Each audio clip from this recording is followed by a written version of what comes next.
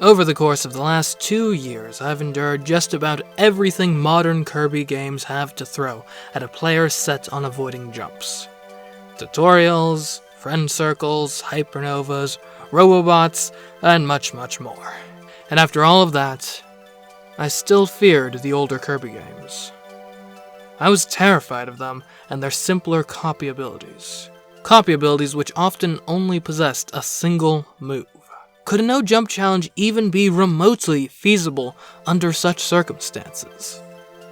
Well, today, I face that fear and answer the following question. Is it possible to beat Kirby and the Amazing Mirror without jumping?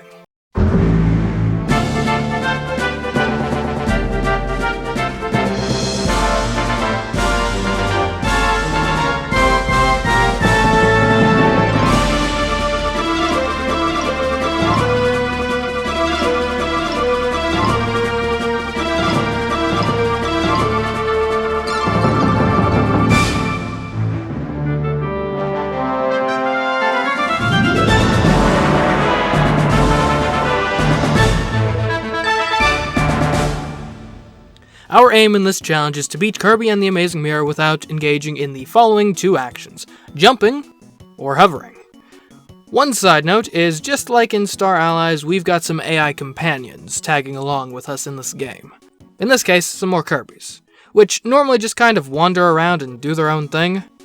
Just like in Star Allies, we're not holding ourselves responsible and accountable for their actions. All that matters is what our main Kirby does. And for full disclosure's sake, know that I am not playing this on the original Game Boy Advanced hardware, but instead I am playing this on the Wii U Virtual Console. Which does have the side effect that I'm pretty sure we can't use multiplayer to do anything, so if that was going to be helpful, guess it's not going to be happening here. But anyways, let's get to this. Our adventure begins with some Kirbys chasing down a Dark Meta Knight in the usual sort of first level jumping and basic movement tutorial. Unfortunately, as we don't have any cop abilities at this point, we don't possess any moves that we can use to gain height without jumping, or jump replacements as I like to call them around here. Because of that, we do actually end up needing to jump a fair bit to get past this section. 1, 2, 3, 4, 5, 6, 7, 8, 9, 10, 11 times to be precise. That is where we encounter our first copy ability, Sword.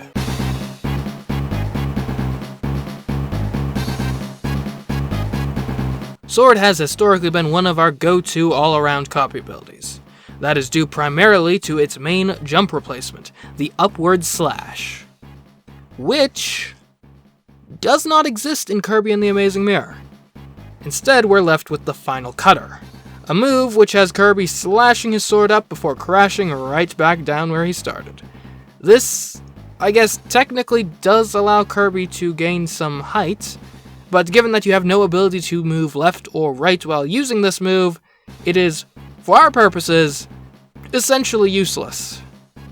Therefore, the copy ability as a whole really isn't capable of helping us at all.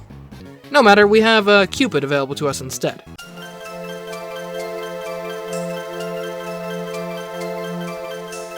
Unfortunately though, it doesn't really seem to have jump replacements per se. More so, it just seems to augment your already existing jump. I mean, this flying thing is activated by pressing A or up on the D-pad, same as jumping. So just to be safe and make sure we're 100% in the right here, I don't think we're actually going to be able to use this. So Sword's a dud, and CUPID is a charlatan. What now? Well, a 12th jump brings us to a Flamer, which upon swallowing grants us the copy ability Burning.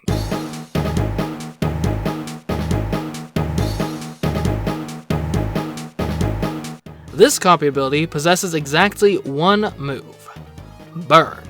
What that move does is send Kirby rocketing forward engulfed in flame, certainly very good for crossing large gaps.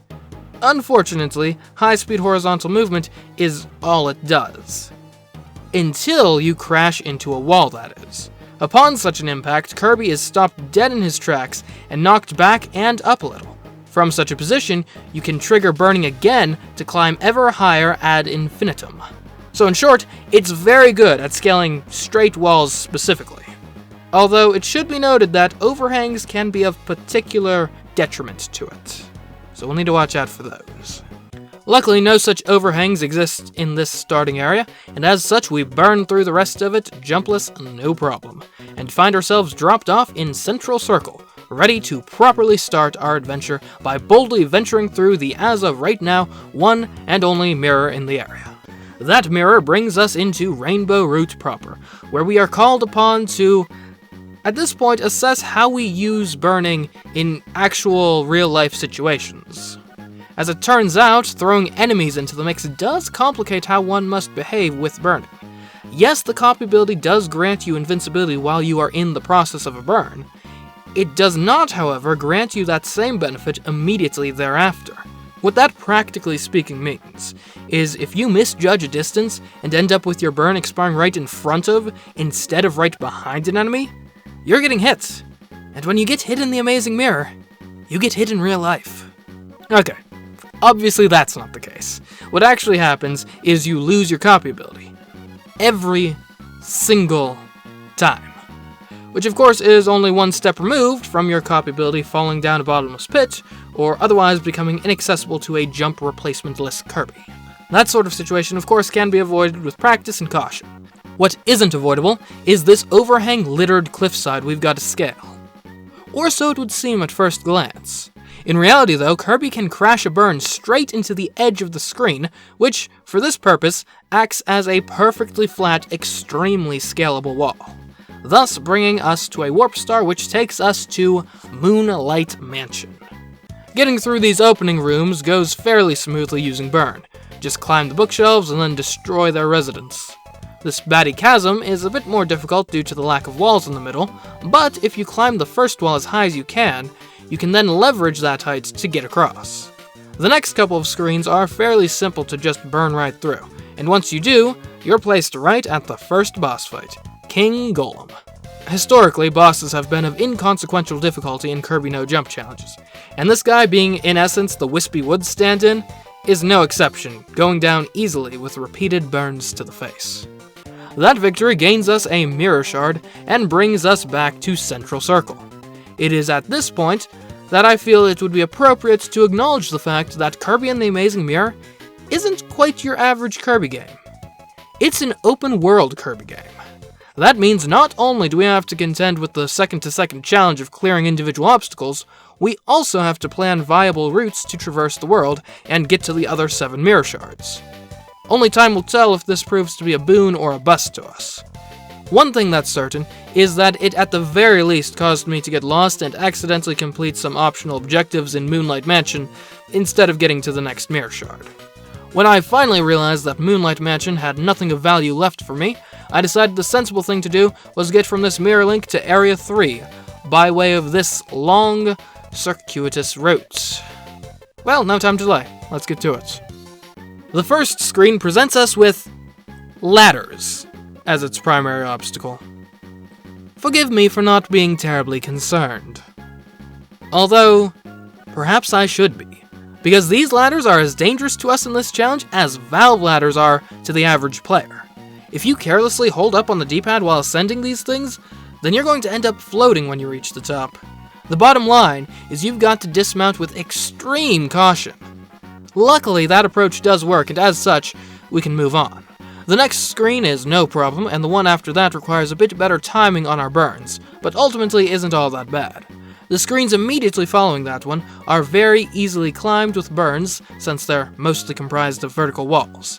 And then we reach this screen, in which we have to ascend through a hole in the middle of a ceiling. That's something burning just can't do. Okay then, let's rewind the tape a bit. Welcome back to the screen where timing was a bit more important. As it turns out, there's a box in here, and said boxin can grant Kirby the copy ability, Fighter.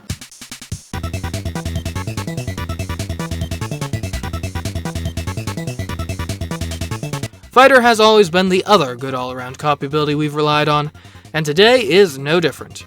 Fighter still possesses the Great Rising Break, which is a flight-capable jump replacement that offers good invincibility frames and doesn't require walls near it to be effective. The only real downside of the Rising Break would be the fact that it forces you to move horizontally a bit when using it, and that it's pretty easy to slip up and accidentally hover when trying to use it. Curse whoever it was that came up with tap up to jump as a gameplay mechanic. Oh, and the rest of Fighter's moveset is pretty decent, featuring a way to move horizontally with invincibility frames, a smaller jump replacement, and even a projectile. Anyway, back to what we're specifically facing right now. This first screen can be overcome with deliberate use of the Rising Break, then the next one makes use of the Rising Break's flight, though it should be noted that this CUPID does possess the power to ruin your day by sniping you out of the air. The next screen starts out a bit finicky due to the horizontal movement of the Rising Break. It is ultimately possible to thread this needle though, thus allowing us to reach the screen that stopped burning. Rising breaking through here is as simple as walking up the stairs. That brings us to this bridge screen, which is crossed with ease, and after that crossing, we're presented with a switch room. These are quite useful in this game, as upon reaching one, a mirror leading to it is created in central circle. That'll be helpful for navigational purposes later. For now though, let's continue onwards around Rainbow Route. And immediately get stopped by this narrow obstacle. Remember how Rising Break causes horizontal movement? Well, this is an example of an obstacle which that property makes impassable. Luckily, that bridge screen has some flamers lurking on it, allowing us to use burning instead, which is much better suited for this screen. We've got to pump the brakes on the next screen though, because if we don't, we'll end up charging straight into the blasts of some bombs. And just overall, this screen requires a fairly precise pattern of motion to get through, with even the slightest deviation potentially leading to an unwanted collision with an enemy and a resulting careening to one's death. The next couple of screens don't pose much challenge, and the one following them theoretically isn't too difficult, although the sleeping dudes can be quite the nuisance. And that brings us to another switch room. Hooray! The next screen does feature an overhang, but strategically bouncing off some nearby barrels allows Burning Kirby to actually clear such an obstacle. Then for a couple of screens, it's all about descending ladders, a much more pleasant experience than ascending them, I might add. The next theme is long hallways, no problem for burning. We then come face to face with a block that we have to suck out from blocking our way. Luckily, we can range ourselves at a spot where we keep re-inhaling our copy ability, thus allowing us to use Kirby's suction without risking losing our copy ability. And hey, look at that, we're finally in Area 3 proper, Cabbage Cavern. The first couple of screens here in Cabbage Cavern are very water heavy, which is both a blessing and a curse. On the plus side, you don't jump in water, you swim, which means we get to experience these sections basically normally. However, that's paired with the negative that it's a lot more difficult to recover your copy ability if you get hit. Luckily, it's only a couple of screens, so it's not that hard to just not get hit. The next screen isn't difficult and just requires a bit of sliding at the end. Then the next screen is fine so long as you have a bit of patience. It's then followed by a glorified intersection.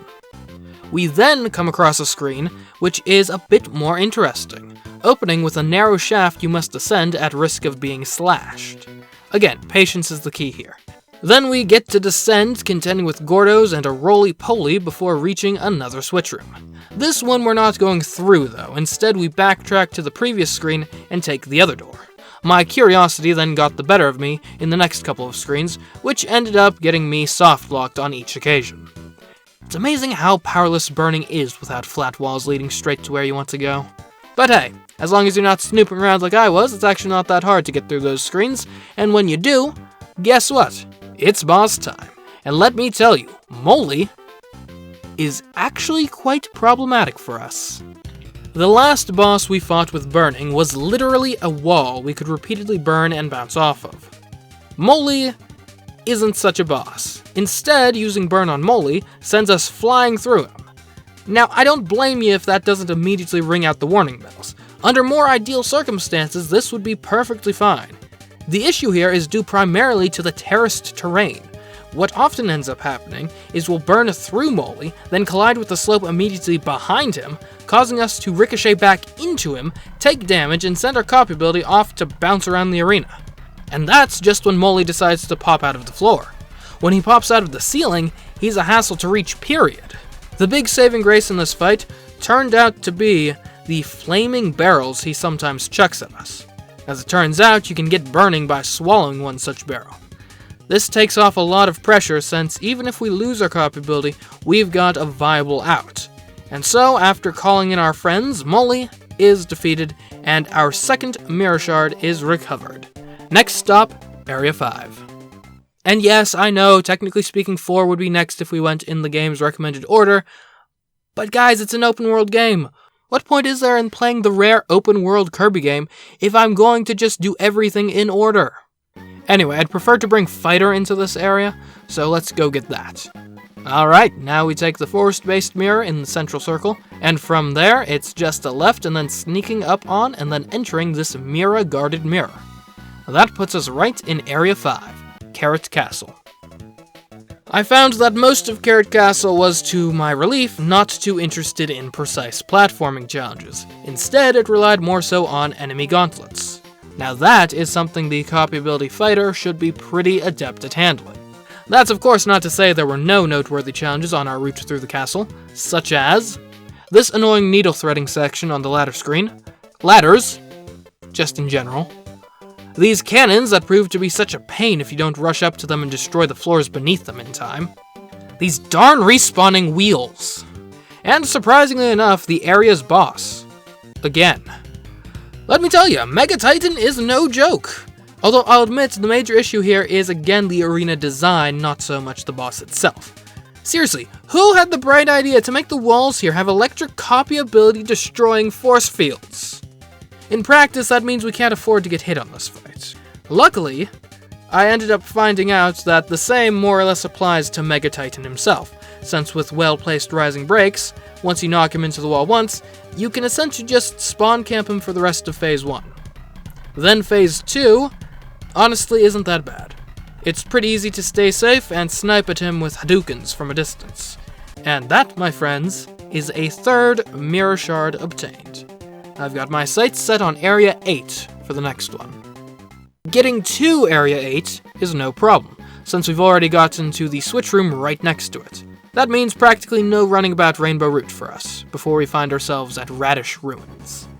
The first screen is all about speed, enforced by falling floors and a Gordo. Luckily, Fighter can adapt to the circumstance, even squeezing through the shaft under the strict time limit. Screen 2 is simple, and then Screen 3 can be rushed through rather smoothly. We sneak up on a mirror, which brings us to a switch room, which is then followed by a screen that's very easily dashed through. Following that screen, though, is one filled with switches. These switches, once you hit them, open doors, but only for a short period of time, so you must rush to get through the doors before they close. This isn't the first time we've seen such switches, but they're particularly troublesome here due to the ladders they are paired with. As previously stated, we generally climb ladders slowly and with caution to avoid hovering at the top of them. That's of course a bit incompatible with a speed-based obstacle such as this. Perhaps what we really need to do here is in that previous switch room, switch out Fighter for another copy ability, Tornado.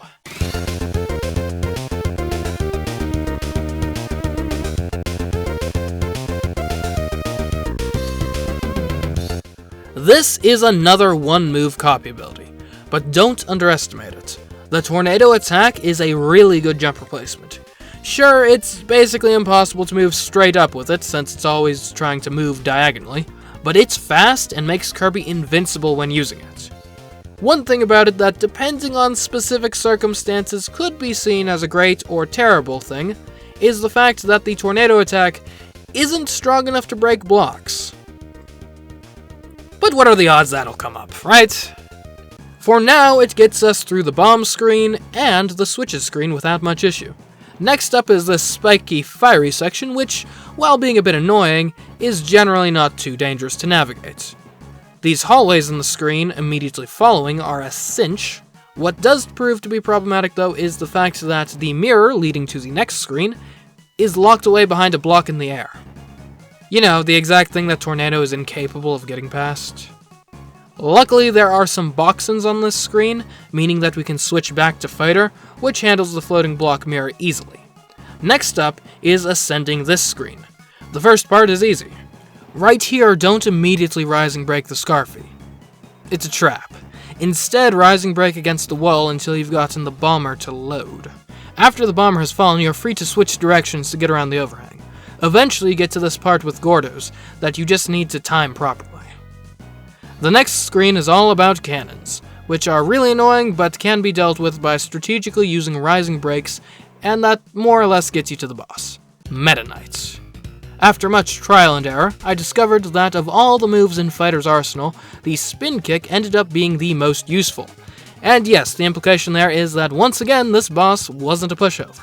I can't quite put my finger on why, but it seems to me that Kirby and the Amazing Mirror bosses are just built different. Maybe it's lack of a block and dodge? Regardless, that's our 4th mirror shard obtained. We're at the halfway point now, so let's keep up the hard work and get the other 4. Area 7 can be found by simply going through a different mirror on the first screen of Carrot Castle, which we do with Tornado. That brings us to this screen, which Tornado handles fairly easily, which leads to this screen, which we literally just walk across, and there we go, we're in Peppermint Palace. We do need to exercise caution through the next couple of screens, as a tornado attack ending right on an enemy, or above spikes, water, or a bottomless pit, could instantly spell doom. Luckily, with measured tornado use, we can get past these obstacles. Unfortunately, this screen features an obstacle tornadoes simply can't get past. A one-wide hole in the ceiling. Yes, try as I might, I was simply unable to get this zigzagging copy ability through such a gap. Luckily, on the previous screen there was a flamer we could consume to get burning, which is a copy ability very suitable for such an obstacle. On the other side, we can switch right back to Tornado and continue through the palace. The next screen is a simple matter to conquer with Tornado, just like, and I'm so glad I can say this again, just like the boss fight, easily granting us our 5th mirror shard. The next area I'd like to visit is Area 6. So let's make that happen. It seems that the best way to get to Area 6 is through Cabbage Cavern, although we'll want to be going through the parts of Cabbage Cavern we haven't been to yet, so we'll be using a different entrance from last time. Tornado gets through the Rainbow Root screens required to get there quite easily, but then at the entrance to Cabbage Cavern itself, we find blocks that must be broken to advance that Tornado can't break. Alright, change of plans. Let's try getting to Cabbage Cavern with burning instead. As it turns out, the very slopes and descents that made this route such a breeze for Tornado make it extremely annoying to navigate with burning. It's not impossible though. Slides help considerably, and eventually we do get burning Kirby to the place that stopped Tornado. Kirby burns right through these hard blocks, and once again we're charting new ground. Or perhaps I should say water, as the next few screens are almost entirely underwater. As such, we don't really need to worry about jumping here, but nearly every hit is a death sentence, so there's that. Once you learn how to manage the fish, you can make it through and find yourself in a switch room. The next couple of screens are, for lack of a better term, coastal screens. They can be quite dangerous if you're reckless. Just don't spam the burn. Activate it with purpose and intention and you'll be fine. This screen following the aforementioned ones can be conquered by taking the high road. That brings us into a submerged state, which is again all about spitting on fish and not taking damage. Then this waterfall screen presents us with yet another problem: cannons. But even worse than that is the specter of level geometry. This corridor, try as we might, is totally impassable to a burning Kirby. I guess the next logical thing to do is give Fighter a try. The Rainbow Root leg of the journey proves a relatively simple affair. When we get Fighter to where Tornado failed, we can't break the blocks Burning did, but instead pass through the ones we can break above. Swimming through Cabbage Cavern is about the same for Fighter as it was for Burning. Then on the coastal screens I make a slower paced, more combat-oriented advance through them, before making my way to the screen where we previously took the high road. That strategy ended up working out basically the same for Fighter as it did for Burning. We get past the waterfall cannons, and here we are, the spot where Burning failed. Now Fighter is generally quite annoying when it comes to squeezing through small gaps in ceilings, but it can do it, even if that means taking a bit of damage in the process. With that obstacle cleared, it's back into the depths. That means more fish to combat and perfect swimming to execute. We then use the full extent of our moveset to deal with these cannons before calling in some help to deal with a switch on this screen. Then it's even more swimming to finally get to the area's boss. It's an underwater fight, and honestly, not too bad. That is Mirror Shard number 6. Just 2 more now. Let's see what we can do about Area 4. Getting to Area 4 is a pretty simple task. We just go to this screen, which we've already been to with Fighter. That brings us to Mustard Mountain, and this bottomless pit heavy screen, which a dance of rising breaks gets us across. The next screen is one we must ascend. Rising breaks are of course pretty good for ascending. We do need to be even more cautious on this screen than prior ones though, as enemies just love flying from out of nowhere to hit us and ruin our day. Presuming we survive and endure the flyby shootings, we are then met by this screen, which stops us dead in our tracks, with an exact replica of an obstacle that proved too much for Fighter in the past. Back then, we subverted the obstacle in question with burning. However, that isn't an option here, in light of the fact that the previous screen was absolutely filled with overhangs. And before you get any ideas, no, tornado wouldn't help here either, since we know for a fact from our experience back in Peppermint's Palace that tornado can't handle these sorts of obstacles either. Well, it seems we've got no choice but to rewind back and fight a mini-boss instead. Why, you ask? Well, Bomber here just so happens to be able to give us another copy ability that may prove useful to us in this endeavor.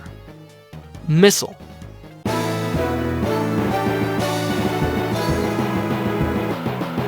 All this copy ability can offer us in terms of jump replacements is the move Missile Transform, which transforms Kirby into a missile. This move is interesting since the missile can just keep flying until it hits a wall or enemy. It can even be steered in any direction mid-flight, though I will admit the steering is a bit cumbersome. Another downside of Missile is the fact that for a copy ability premised entirely on the concept of turning yourself into a missile and crashing into enemies, it's got awful invincibility frames. Nevertheless, Missile does provide us another very unique way of traversing Mirror World without jumping. Let us hope that method proves useful in this specific case. Getting the missile to the screen we need it on goes fairly well. As it turns out, missiles are pretty good at soaring through the air and flying upwards. On the screen itself, breaking these blocks has to be done carefully to avoid falling into a bottomless pit. Then the obstacle we're headed to defeat, I wouldn't call easy to get past with Missile, but after spamming it a bunch, we do end up essentially brute forcing our way through. The rest of the screen is filled with even more narrow, bendy corridors, which end up being navigated through in basically the same manner. After we do that, we get to a switch room, which we use to duck out of Mustard Mountain and quickly grab a tornado from Rainbow Roots to continue our journey, which for the most part goes quite well. I did accidentally lose it in lava, but was luckily able to devour a nearby flamer when that happened to get burning instead. The mini-boss took a while to beat with burning, but wasn't hard per se. Krakow was definitely a bit more difficult, but was ultimately a challenge burning could rise to, granting us our 7th Mirror Shard. Just one more left to obtain, and it is in Area 9. We start the process of getting that last shard by bringing Missile to Moonlight Mansion, so that we can break these hard blocks way up here, which Missile is very capable of. Then we ascend this screen and crisscross across this screen before using Missile's unique skills to clear this switch puzzle, and then blindly launch up through this Gordo-filled shaft.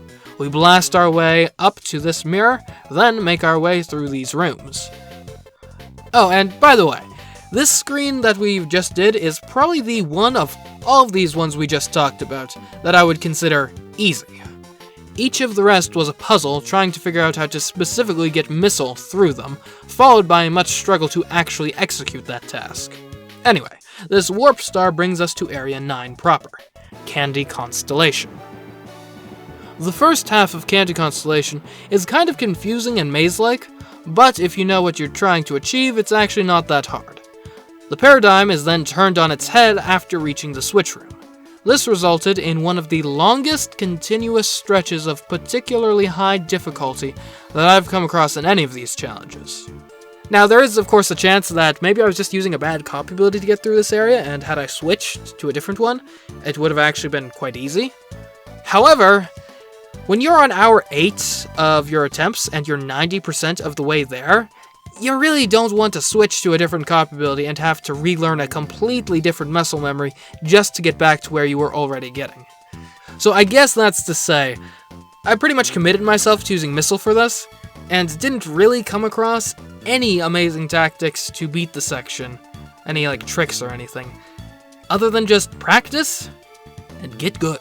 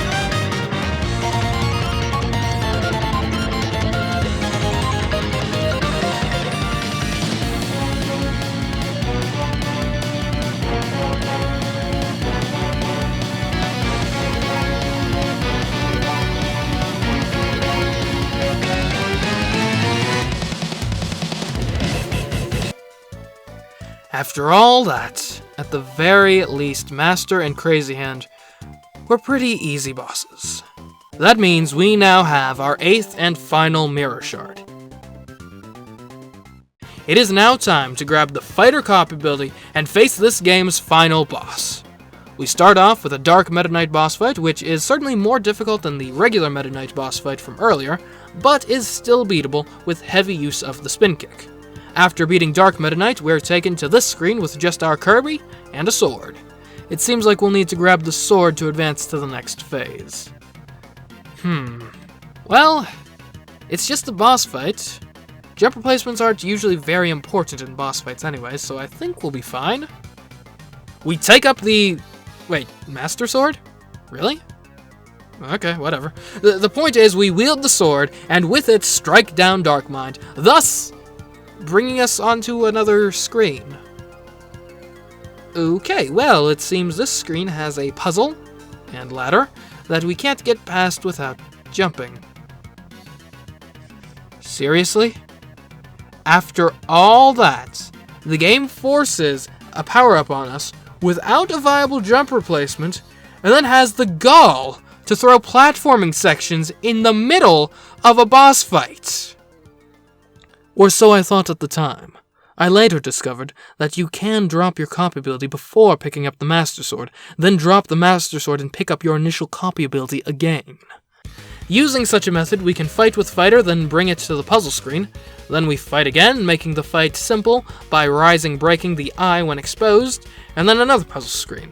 Another fight won, another puzzle conquered, followed by yet another fight, and then a fight against just the eye. For this confrontation, I did actually decide to wield the Master Sword. It's not easy, but it's possible, and upon victory, gives way to a shoot-'em-up finale. It's literally impossible to jump here, so the boss is finally vanquished, and we now have an answer to the question asked in the beginning of this video. Is it possible to beat Kirby and the Amazing Mirror without jumping? Well, no. I know it's been a while since it happened, but we did have 12 jumps in that tutorial section. But hey, there wasn't a single one after that, which, while not a total victory, I can still be quite happy about. And so yeah, that's Kirby and the Amazing Mirror, attempted without jumping. And honestly, it was not nearly as scary as I thought it would be. I was worried that jump replacements would be a rarity and few and far between in this older Kirby game, but there was enough to more or less get us through. So I guess that really opens the floodgates. Pre-Return to Dreamland Kirby games are now officially on the table for no jump videos. If there's one in particular you'd like me to try, go ahead and leave a comment suggesting it. Or even on Kirby challenges, I'm open to them too. And of course, if you liked this video and haven't already, be sure to like it, subscribe, and ring the bell. Until next time though, I've been CMeeCraft, off to roll the dice on another video for the YouTube algorithm. Goodbye.